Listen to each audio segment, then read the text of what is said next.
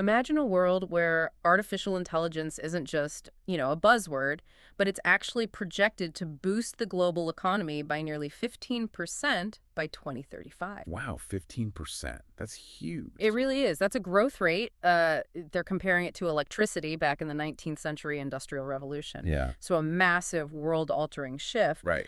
But what does that really look like on the ground in a practical, maybe even surprising sector? Okay, I'm intrigued. Where are we heading? Today, we're doing a deep dive into just that, how these transformative technology innovations, or TTIs, are genuinely reshaping the food and beverage, the F&B departments of luxury hotels. Ah, luxury hotels. Interesting choice. Specifically, we're looking across the distinct landscapes of China and Europe. Okay, two very different markets. Exactly. Our mission today is to unpack this really fascinating thesis by Thomas Rohat. It's a mixed methods study, and crucially, it gathered insights directly from hospitality decision makers. So straight from the source. Good. Yeah. We want to get you quickly informed on the cutting edge of hospitality tech, maybe reveal some surprising facts, some crucial insights. Sounds great. And the core question we're tackling is this: what really influences luxury hotels to adopt these, frankly, game-changing technologies in their F&B? And how do those factors play out differently in places like China versus Europe? Mm. What strikes you first about that? What's the biggest, maybe, tension you see right off the bat? Well, the immediate tension, I think, is exactly that contrast you mentioned. Luxury hospitality. Mm-hmm. Its whole foundation is the human touch, right? Absolutely. Yet these TTIs, they promise huge efficiency gains, maybe new kinds of experiences. So it's this incredibly high-stakes balancing act. How do you innovate without, eroding your very identity? That's a perfect way to put it, a balancing act. Yeah, this study isn't just about fancy new gadgets. It's really about fundamental shifts in an industry that's traditionally been all about human interaction. Okay, so let's nail down the terminology then. When we say transformative technology innovation, TTI, what separates that from just like a new point of sale system? Good question. It's definitely more than just a new app or gadget. Think bigger. Like AI. Exactly. Like artificial intelligence. Right. These are technologies that don't just tweak the existing system, they redefine it. They offer integrated solutions that fundamentally reshape how things operate. They create paradigm shifts. Paradigm shifts, okay. Precisely. A TTI is about new methods, tools, and processes that have a drastic and positive influence on human life. The key is important and lasting change. So not just incremental, it's about fundamental long-term advancement societally, economically. You got it. They literally shift how we understand and operate within an industry. Okay, so if these TTIs are such game changers, where does luxury hospitality actually sit? Are they jumping on board? Are they like a laggard or an early adopter? Because the research seems a bit divided on this. It really is. And that distinction matters, right? Because the front runners in TTI adoption, they're the ones positioned for the biggest economic benefits down the line. Right. But for an industry so deeply rooted in that human touch, it's a profound challenge. Some scholars point to, significant adoption, especially post-pandemic. Others say no, its human-centric nature makes it inherently cautious, maybe even a laggard. So it's hospitality's unique paradox. That's a great way to put it. A paradox. And thinking about that paradox, I was really struck by the study's very specific focus. Not just hotels, but luxury hotel F&B. Why that niche? You'd think tech is more about cost-cutting in budget places. Right, and that's partly true. But luxury F&B is critical for a different reason. Oh. It's a huge profit driver for these high-end hotels, not just, a side amenity. Ah, okay. High stakes. Very high stakes, both for profit and for guest experience. And that's the challenge. While TTIs can slash costs in economic hotels, they can actually have adverse effects in luxury settings. Adverse effects. How so? Because exclusivity, personalization, that irreplaceable human element that is the product in luxury, you don't want a robot diluting a 5-star super personalized experience. Got it. So what does this actually look like on the ground in these hotels? Let's get specific. What are the key TTIs making waves in luxury F&B, according to the study? It starts with robotics, right? Yes, robotics. And not just like Roomba-style cleaners. We're talking robots potentially delivering food, clearing tables, maybe even handling dishwashing. Wow. The appeal seems obvious. Lower labor costs, more efficiency, maybe freeing up human staff for more quality guest time. That's the promise. Yeah. But the immediate hurdle is resistance, both from employees who see their jobs changing and potentially from consumers who might find it impersonal. Yeah, I can see that. Okay, what's next? Intelligent conversational virtual agents, ICVAs. Basically, fancy chatbots. Pretty much. Advanced chatbots that can mimic human dialogue really well. They offer 247 multilingual help ordering room service, making dinner reservations, explaining the menu. So they act as a sort of tireless digital concierge. Essentially, yes. Designed to substitute some traditional human interaction points. Then you've got virtual reality, VR, and augmented reality, AR. How do those fit into F&B? This is where it gets quite futuristic, potentially. Mm. VR could offer immersive simulated experiences, maybe a virtual tour of the restaurant before you even arrive, or a virtual cooking class with the chef. Okay, cool. And AR. AR overlays digital information onto the real world. So imagine putting your phone at the menu and seeing a 3D visualization of the dish appear on your table before you order it. Whoa, that's pretty wild. Okay, next up is the Internet of Things, IoT sensors and beacons. Sounds a bit more behind the scenes. Often, yes. IoT is about this network of interconnected devices. Think smart kitchen appliances talking to each other, connected point-of-sale systems, automated inventory tracking. It makes operations smoother. And the beacons? Beacons are interesting for personalization. They use location tech. So as you walk past the hotel bar, maybe you get a notification on your phone about a happy hour special for your favorite cocktail. Hyper-personalized marketing, basically. Exactly. It's all about creating these seamless, smart environments. And finally, the powerhouse behind a lot of this. Big data analytics, BDA, and machine learning, ML. The brains of the operation. You could say that. This is all about making sense of huge amounts of data. ML algorithms can spot trends, make predictions, think of demand forecasting for the restaurant, really personalize marketing campaigns, understanding the entire customer life cycle. And it goes even deeper. Oh, yeah. Deep learning, which is a more advanced type of ML, can detect incredibly subtle patterns. Imagine predicting demand down to the specific dish based on aggregating tons of anonymized guest preference data. Incredible. So yeah, these technologies aren't just minor tweaks. They're fundamentally reshaping everything from back-office operations to direct guest interaction, from the mundane tasks to the super personalized moments. It really sounds like a double-edged sword, though. Let's talk about that. On one side, there's huge value creation. What are the big wins hotels are seeing or hoping for? Well, beyond the obvious efficiency gains, it's about enhancing the guest experience in new ways. More personalized service, more convenience, maybe those cool immersive interactions we talked about with VRR. And smoother service, too, presumably. Fewer errors, less waiting. Definitely. Supporting uninterrupted service, reducing wait times, which all leads to happier guests and hopefully more loyalty. But it's also about operations automating repetitive tasks, reducing human errors, boosting employee productivity. And maybe even helping with labor shortages. That's Yeah. a big issue in hospitality. A huge issue. TTIs can help address that, and rising labor costs too. And interestingly, some argue it can even foster employee innovation when humans and AI collaborate effectively. Maybe freeing up staff from drudgery allows them to be more creative. Okay, that's the bright side. But the flip side is potentially significant value destruction. The research points to this quite clearly, right? Starting with the employees. Yes, absolutely. The big one is that fear of job displacement. It's real. It can lead to burnout, job insecurity, lower morale, less commitment to the organization. I mean, you can absolutely see why. If you've been a waiter for 20 years and suddenly there's talk of robot servers. Exactly. It's a huge human impact. And then there's the impact on the guest experience, especially in luxury. Right, the core concern. The biggest concern. TTI can strip away that essential human interaction, reduce the feeling of personalized care, diminish the very human element that defines luxury hospitality.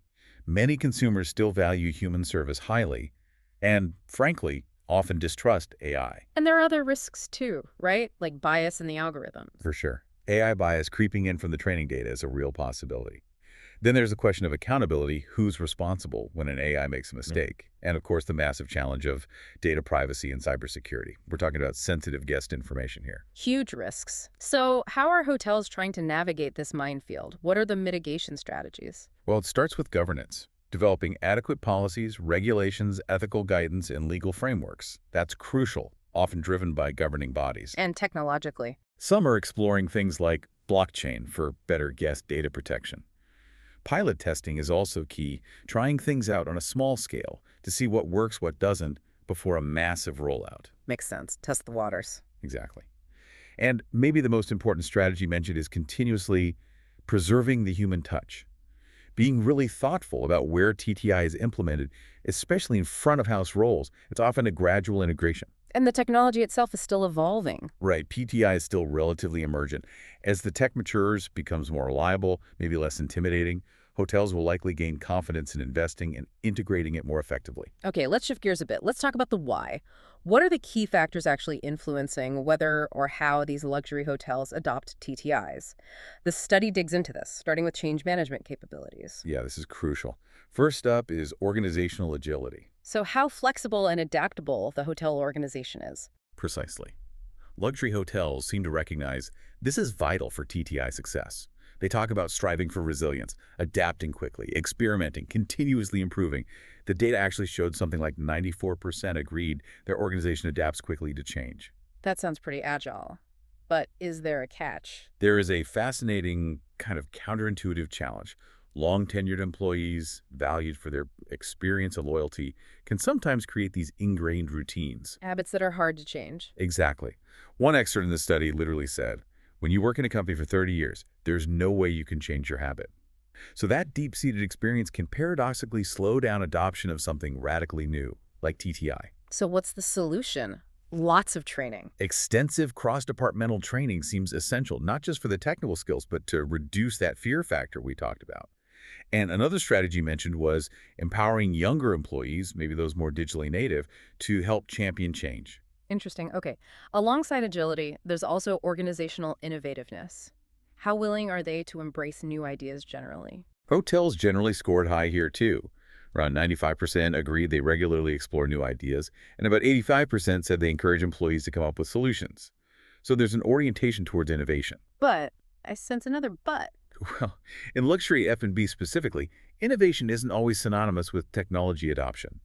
Often it's more linked to refining hospitality approaches or achieving operational excellence through established methods, perhaps with minor tech tweaks. So innovation in service, not just gadgets. Right. They tend to take a more cautious and deliberate approach to major tech shifts. Lots of pilot testing before scaling up. One expert stressed the importance of keeping tradition, especially in F&B, where culinary heritage can be key. So the drive for tech innovation isn't necessarily intrinsic. It often seems driven more by necessity and economic rationale, solving a specific problem like labor costs or meeting very specific guest expectations, rather than just transforming for transformation's sake. Okay, that makes sense. Let's look outside the hotel now, at the external environmental factors. First, competitive pressure. Huge in the hotel world. Does competition push them towards TTI? It's a mixed bag. On one hand, yes. Hotels definitely benchmark against competitors. Around 82% felt they were on par or outperforming competitors financially. And there's that stark warning from one expert. If you don't embrace the technologies, your competitors will. FOMO, fear of missing out? Kind of, yeah. But on the other hand, for luxury brands, the most critical differentiator often isn't the tech itself, but superior service quality and creating those emotionally memorable experiences. That's seen as harder to copy than just buying the latest robot. So tech might not be the main competitive battleground. Not always. Plus, external factors like regulatory hurdles, data protection is a big one, or tough macroeconomic conditions can actually hinder TTI adoption, even if competitors are moving ahead. But there was a regional difference here, wasn't there, in China? Yes, very interesting. In southern China, the study noted that the rapid development and adoption of TTIs across various sectors is actually forcing luxury hotels to accelerate their own adoption just to keep pace and stay competitive in that specific market. Fascinating regional dynamic. Okay. Another external factor. A customer-focused business strategy. Luxury hotels are all about the guest, right? Absolutely. The vast majority, over 90%, said they focus on deeply understanding and satisfying their established customer groups. It's all about hyper-personalization. So how does TTI fit with that intense customer focus? This is where the reluctance often comes in, especially for tech that directly interacts with guests. There's a real concern about losing that crucial emotional connection. So they prioritize the relationship over potential tech efficiencies. Often, yes, for those front-facing roles. One expert put it plainly, we really focus on quality and customer. Those are our two priorities. Yeah. So DDIs tend to be leveraged more for back-of-house, BOH operations, smart kitchens, inventory management, or for smart applications that offer guest convenience without replacing human interaction, like booking apps. Enhancing the human touch, not replacing it. That seems to be the goal in luxury. Right. Now let's look at organizational characteristics. Does the scale of operations matter?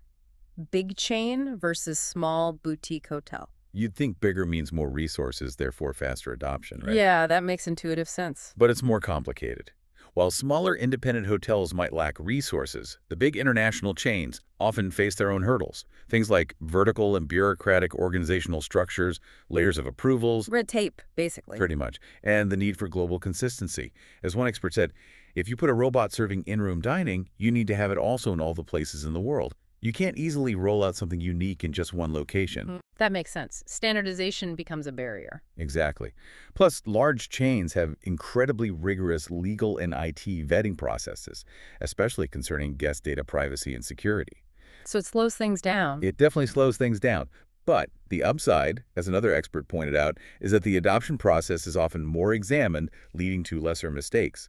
Data safety is paramount for big brands, so larger isn't necessarily faster, it's often more cautious, more complex. Okay, and the final characteristic, ownership structure. How does who owns the hotel impact TTI decisions? This is a huge factor, apparently. It dramatically impacts investment goals and, crucially, risk tolerance. In China, for example, the study notes many luxury hotels are government-owned. And that makes a difference. Yes, government ownership, particularly in China, according to experts interviewed, often leads to a focus on short-term financial returns. Decision-making can be less clear, and there can be a reluctance to invest heavily in capital-intensive TTIs. Interesting. Any other quirks with government ownership there? They also noted a preference sometimes for local tech solutions rather than international ones. Okay, what about private ownership? Privately owned companies, often with maybe a smaller asset base but more direct control, tend to have a more long-term perspective. They might be more willing to invest in renovations and tech upgrades that pay off over time. But are owners generally enthusiastic about TTIs? Skeptical seems to be the key word, regardless of ownership type. Unless you can show a clear, significant positive impact on the bottom line, the profit and loss P&L statement, owners are hesitant. Show me the money. Essentially, yes. It really brings up that crucial tension. Yeah. How do you balance the potential of long-term innovation with the constant pressure for immediate ROI? A classic business dilemma. Okay, let's bring it all together with the regional comparison. A tale of two regions, China versus Europe. Why these two? Good question. They were chosen because they have comparable hospitality market sizes, and both have strong strategic commitments to developing AI. But, crucially, they have very different sociopolitical environments, especially around data and regulation. Right. So tell us about China's leap forward. Well, China is undeniably a global leader in AI development. They have the government's Made in China 2025 plan pushing it, vast amounts of data, a vibrant entrepreneurial tech scene, and generally AI-friendly policies. And data privacy. They have enacted the Personal Information Protection Law, PIPL, which is their version of data regulation. Interestingly, the study noted that while the ambition for AI is huge, the practical outcomes in hospitality haven't quite matched expectations yet. Economic hotels seem to be adopting tech faster than luxury ones there, based on existing literature. Okay, and contrast that with Europe's cautious approach. Europe is also committed to AI, but it generally lags behind the US and China in terms of pace and scale of deployment. The big factor here is GDPR, the General Data Protection Regulation. A pioneer in data privacy. Absolutely. But the study suggests that GDPR, while crucial for consumer rights, also constrains the pace of AI adoption because compliance is complex and strict. And European consumers themselves. They tend to be more cautious about sharing personal data compared to other regions, which makes hotels understandably hesitant about implementing data-hungry TTIs. Plus, there was a real lack of existing empirical studies, specifically on TTI in luxury hotels in Europe, which really highlighted the need for this research. So these regional differences, they're not just background noise. Not at all. This is where it gets really interesting. As you said earlier, the study frames these regional differences as a moderating variable, meaning the regional context, the regulations, the cultural attitudes towards data, the competitive landscape fundamentally changes how those other factors we discussed, like organizational agility or ownership structure, actually influence TTI adoption. It's not a one-size-fits-all situation. What drives adoption in Shanghai might be very different from what drives it in Paris. That's a really critical insight. It adds so much nuance. Absolutely. So, wrapping this deep dive up, it really reveals just how complex TTI adoption is in luxury hotel F&B. It's definitely not a simple tech is good or tech is bad equation. Not at all. It's this intricate strategic balancing act between embracing innovation and preserving that deeply cherished service tradition. And success seems to depend so much on internal factors like agility and innovativeness, but also on understanding those external pressures, competition, customer expectations, and the complex realities of scale and ownership. Exactly. It's a multifaceted challenge. And for you listening, whether you're actually in the hospitality industry or just fascinated by how technology is reshaping different sectors, I think these insights offer really valuable lessons. Lessons about managing change, about that constant balancing act between efficiency and human connection, and about navigating these very different global market dynamics. We've seen how leaders in this space are carefully benchmarking against competitors. They're piloting solutions before going all in, and they're really trying to foster innovation from within while always keeping that luxury guest experience front and center. And perhaps this leaves us with a provocative thought to mull over. In a world that's becoming increasingly driven by AI and automation, could that human element, the very core of luxury hospitality, actually become the ultimate, most coveted luxury itself? Something that technology, no matter how advanced, can never truly replicate. Exactly. And if so, what does that imply for how all industries should think about their own technological transformations and the future role of human interaction? A fascinating question to end on. Thanks for breaking down this complex topic.